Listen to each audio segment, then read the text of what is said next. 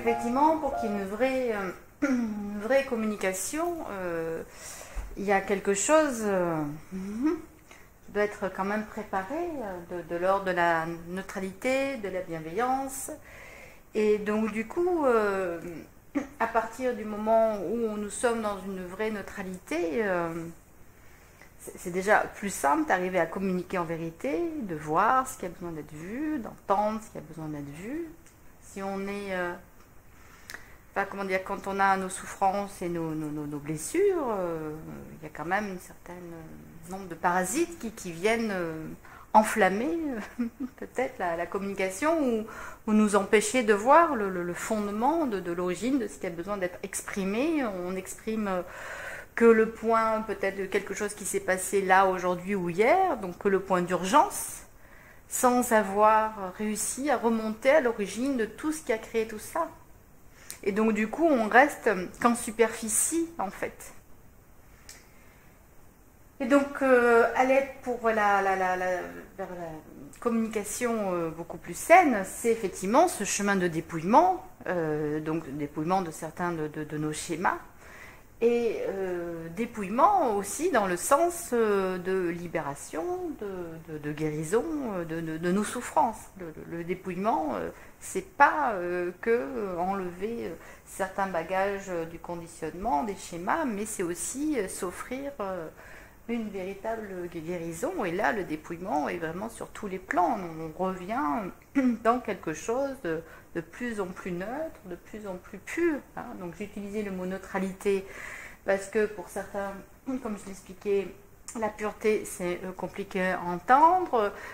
Beaucoup de gens qui ont vécu des abus sexuels, voilà, le corps, parfois ils ont la sensation d'être salis, hein, donc, alors que ça n'enlève rien à leur pureté intérieure, bien sûr. Donc on va utiliser le mot neutralité qui est, par la définition même, la bienveillance. On parle beaucoup de bienveillance aujourd'hui, mais la bienveillance, l'origine de la bienveillance, c'est qu'effectivement on est dans un espace de liberté, de communion, et dans cet espace de liberté, de communion, quand il y a bienveillance, liberté, etc., communion, c'est qu'il y a quelque chose de l'ordre de la neutralité dans la communication. C'est une communication sans les fameux préjugés qu'on a parlé hier, voilà, et avec le moins de prismes possible. C'est de l'accueil, c'est un véritable accueil. Hein. Et du coup, effectivement, on peut arriver à être voilà, dans une véritable entente, etc. Et ce qui implique effectivement aussi une compassion importante. Et là, on est dans une communication saine autant avec nous qu'avec les autres, et c'est aussi la communication de patient-thérapeute. Donc c'est un point essentiel de la communication. Mais ce que je rappelais, c'est que tout ça nous amène au fondement qui est l'amour, mais un amour sain, dans le sens où en amont de tout ça, j'avais parlé du mot alignement, qui est primordial. Cet amour, c'est-à-dire qu'il peut y avoir des désordres, des déséquilibres, et que cet amour est problématique de se positionner entre, voilà, où je me donne ou pas assez, où je donne trop à l'autre, où je vais dans des relations toxiques, parce qu'en fait, il n'y a pas assez d'amour pour moi, et je me laisse tirer vers le bas, donc il y a un manque d'alignement, voilà. Donc l'amour sans alignement, c'est ce qui nous fait basculer dans certaines dimensions opaques. Et l'alignement sans amour, c'est celui qui peut être dans un manque de souplesse et de rayonnement au niveau de l'environnement. Donc l'alignement, c'est bien, c'est indispensable pour tout être, effectivement, pour arriver à ne pas se laisser non plus embarquer et à se donner priorité. Mais attention, voilà, on est dans une relation, un environnement, ciel-terre, mon intérieur, mon extérieur. C'est voilà, l'alignement, c'est pas être simplement une fusée, ne pas bouger et monter au ciel et plus personne intéressant et important autour de nous. Donc c'est l'alignement avec voilà, une forme de souplesse, pas celui qui se laisse tirer, mais souplesse de l'amour, pour que du coup c'est l'alignement dans l'interactivité de tout, voilà, de cette union. Et c'est là où ce que je disais ce matin,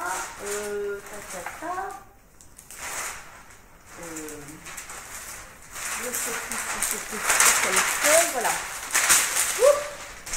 Où la communication, derrière ce grand mot, ce qu'il y a, c'est la communion qui se cache, une sorte de quête d'unité avec l'autre, de respect mutuel, de profondeur. Donc toutes les communications, les relations qu'on essaie de mettre en place, voilà, au niveau horizontal, simplement, c'est parce qu'avant tout, il y a quelque chose qui se joue en nous de notre relation verticale, de notre unité, et qui fait que l'unité qu'on ressent à l'intérieur de notre être, voilà, ou dans cette relation ciel-terre, c'est pour la donner et qu'elle se manifeste aussi dans les relations autrui et qui influe incessant. Et oui, j'avais parlé aussi du socle, hein, le socle qui est l'impulse. C'est quoi dans la communication pour qu'on soit véritablement dans cette communication saine et qui permette de basculer dans une véritable communion grâce à la bienveillance, grâce à tout ça. Mais que le socle de tout, c'est cet impulse. Et l'impulse, il vient d'où, hein? S'il vient d'une dynamique de mort, avec nos blessures, etc., ou si ça vient vers cette dynamique de vie. Et donc, si cette dynamique de vie, ce qui ne peut que rejaillir de la conversation, c'est effectivement une dynamique de vie et une élévation. Hein. Alors, je répète...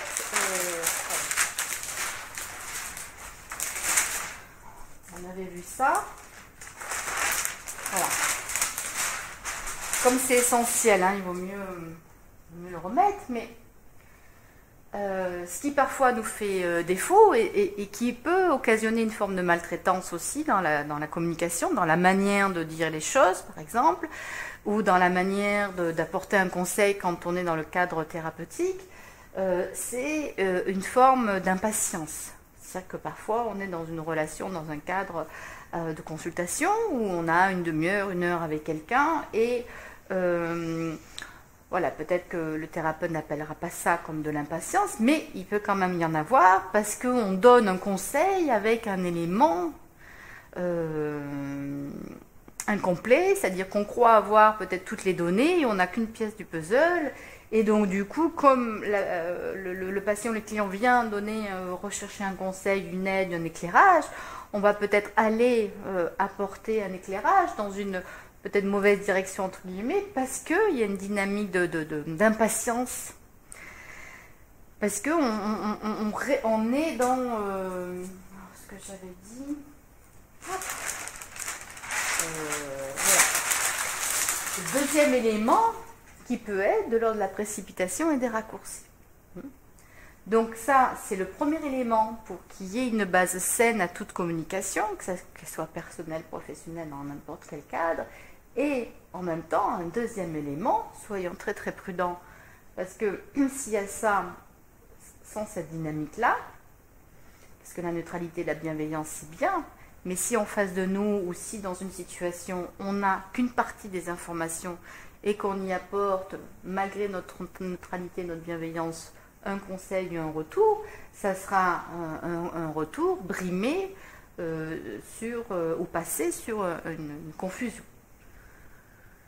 Parce que la communication, ou en tout cas ce qu'on aura transmis, aura été transmis, occasionné par un raccourci que nous aurons fait. Donc il y a quelqu'un qui vient nous voir, on a une partie des éléments, donc là la personne confie une situation ou fait un résumé d'une situation, et peut-être qu'on n'a pas tous les ingrédients. Donc on peut très très vite aller sur des mots, des conseils, des éclaircissements qui vont nourrir une pièce d'un puzzle ou 2-3 pièces d'un puzzle que le patient ou le client nous aura donné ou dans une situation de tous les jours. Et donc du coup on peut aller sur ce que j'appelle des raccourcis ou une précipitation, parce que c'est notre métier de donner des conseils et qu'à un moment donné on va partir, voilà. Mais attention, attention, attention, parce que à chaque fois, on n'a peut-être pas tous les éléments.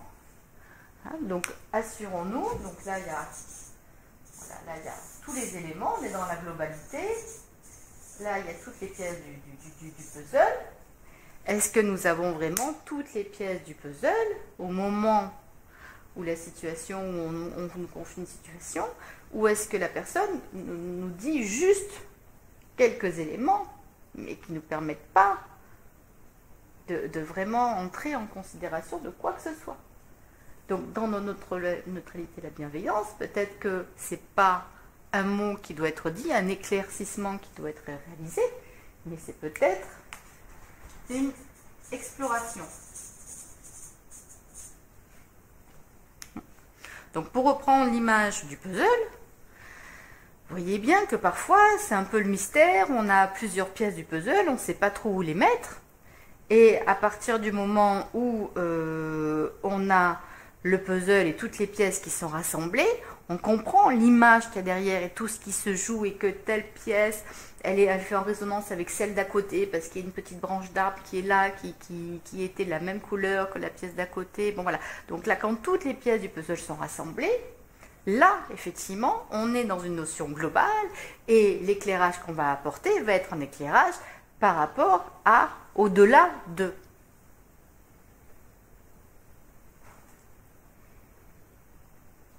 Et donc, les deux assemblées permettent véritablement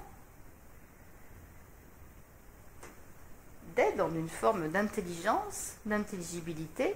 Donc, ce que je voulais dire, c'est vraiment d'avancer avec prudence, et que quand les deux éléments sont rassemblés, on est dans quelque chose de complet.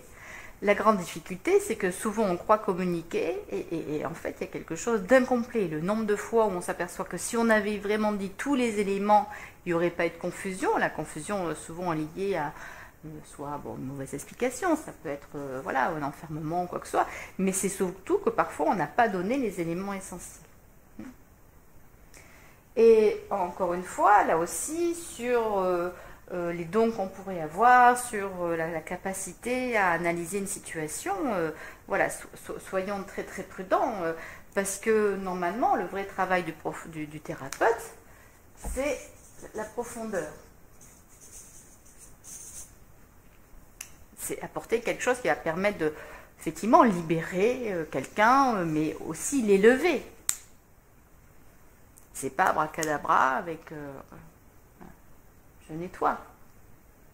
C'est apporter quelque chose de l'ordre de la conscience, un enrichissement, comme je disais. Donc c'est plus de conscience. On est dans un déroulé là. Et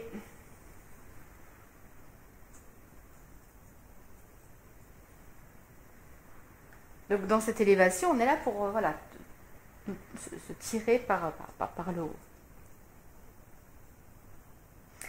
Et quand il y a une intuition, l'intuition peut germer de tout. L'intuition peut germer d'une situation. Ce qui est important de savoir, c'est si l'intuition vient des données conscientes que nous avons. Et là, en fonction de ce qu'on a vu, on perçoit quelque chose. Mais est-ce que cette perception ou cette intuition est la vérité intrinsèque, ou c'est une intuition sur une pièce du puzzle? Voilà. Et on verra que si on commence véritablement à aller dans les profondeurs, à explorer, et aller chercher les autres pièces du puzzle, et aller compléter le puzzle, et aller enfin réunir tout le puzzle, et que quand on a le puzzle enfin totalement assemblé, peut-être que la première intuition qu'on a eue au début, sur une toute petite partie, sera totalement différente que celle que l'on recevra quand on aura le puzzle complètement constitué. Donc faisons attention, est-ce que l'intuition est liée à une information globale, visible et invisible, de la totalité de l'émanation d'une situation, quel que soit ce qui se joue, ou est-ce que c'est quelque chose d'étroit qui est un point de repère d'un début de réflexion, qui est une intuition qui peut être juste, mais incomplète, parce que nous, on n'est pas allé dans ces profondeurs, chercher l'origine, l'aboutissement, etc., parce qu'on peut très bien s'arrêter aux données que les patients ou les clients nous disent, ou que la personne, l'ami, le frère nous dit. Hein. Et du coup, on n'est pas dans quelque chose de suffisamment élevant, parce qu'on se contente de ce qu'on nous dit, et qu'en fait, on est dans une communication de deux êtres inconscients. Donc la conversation ou la communication reste malgré tout superficielle. C'est pour ça que ce matin, j'avais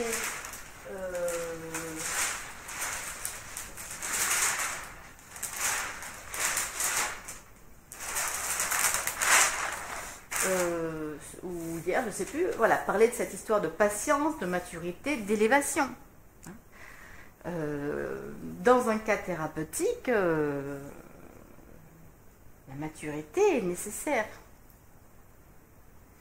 Quand il y a cette maturité qui est par elle-même élevante, il y a une dynamique de temps de faire attention à ne pas se précipiter, à donner un ingrédient que le patient va pouvoir récupérer et qui est peut-être pas forcément précieux, parce qu'on est dans quelque chose encore incomplet. Le thérapeute n'a pas été allé suffisamment explorer. Alors évidemment, chaque thérapeute a ses outils ou pas, mais soyons prudents avec les outils que nous utilisons, parce que, comme j'explique dans plusieurs conférences, les outils ont quand même une capacité très très importante de nous aider, jusqu'à un certain point. Et à un autre point de basculement de jonction, l'outil, on rentre dans une limite de l'outil, et si on ne sait pas basculer au-delà de l'outil, on va aller sur quelque chose de relativement limitant. Donc, c'est-à-dire qu'on va nourrir l'autre de quelque chose d'intéressant, de précieux par rapport à là où on en est, etc. Mais on est quand même en train d'être quand même quelque chose avec un prisme. Si on voit quelqu'un, on est psy, et qu'on a fait des études de psy, et c'est un premier pas de compréhension vers la vie, ok, mais du coup, la personne qui vient nous voir par rapport à cet outil. Et on va lui répondre par rapport à l'outil. Et avec notre vision de psy. Qu'on soit Lacan, Jung ou quoi que ce soit. Il y a à chaque fois toujours un enrichissement, le mot limité bien juste, mais un enrichissement sur un plan. Voilà, niveau psy, et c'est très bien, et voilà. Est-ce qu'on est dans un enrichissement complet, conscient, suffisamment élevant, suffisamment nourrissant? Après, on est tous là pour faire des pas et tout. C'est pas pour dénigrer l'outil, c'est juste pour vous amener plus loin par rapport à ce vaste sujet qu'est voilà, la communication, la relation à l'autre, dans le cadre thérapeutique, dans le cadre personnel, relationnel. Bon. Donc, c'est important de voir la vastitude, tout simplement pour qu'il y ait à l'intérieur de nous ce principe d'humilité qui soit constamment là, présent. C'est très très délicat dans le cadre thérapeutique, même si on a des super outils, c'est très délicat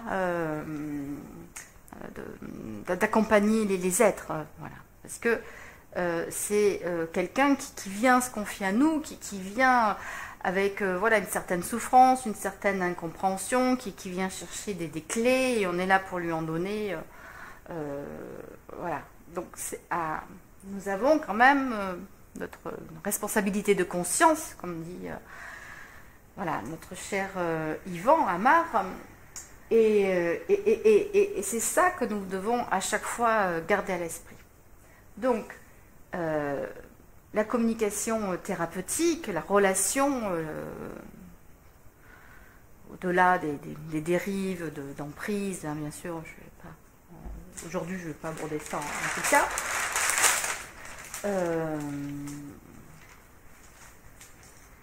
c'est cette histoire de conscient et d'inconscient. De quoi a conscience le thérapeute au moment de l'accueil, de quoi a conscience le patient quand il prend rendez-vous, hein, et on peut être vite dans deux inconscients qui se rencontrent. Et c'est la même dynamique avec les histoires de couple, voilà, est-ce que ce sont deux êtres conscients qui se rencontrent, ou deux êtres inconscients qui parlent à l'autre? Est-ce que c'est mon inconscient qui vous parle, etc.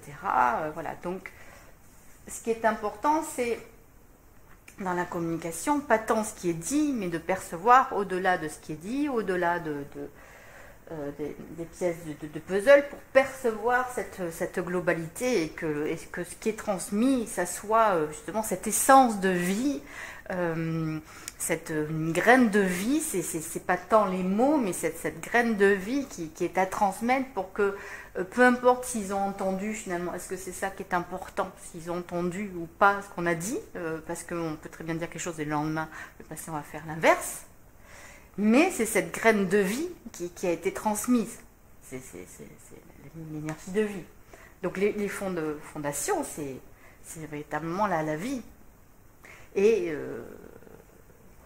dans obligation de conscience, j'ai envie de dire, de rajouter l'obligation d'ouverture. C'est-à-dire que soyons très prudents avec l'outil que nous utilisons au jour d'aujourd'hui. Tous les outils. L'essentiel de tout,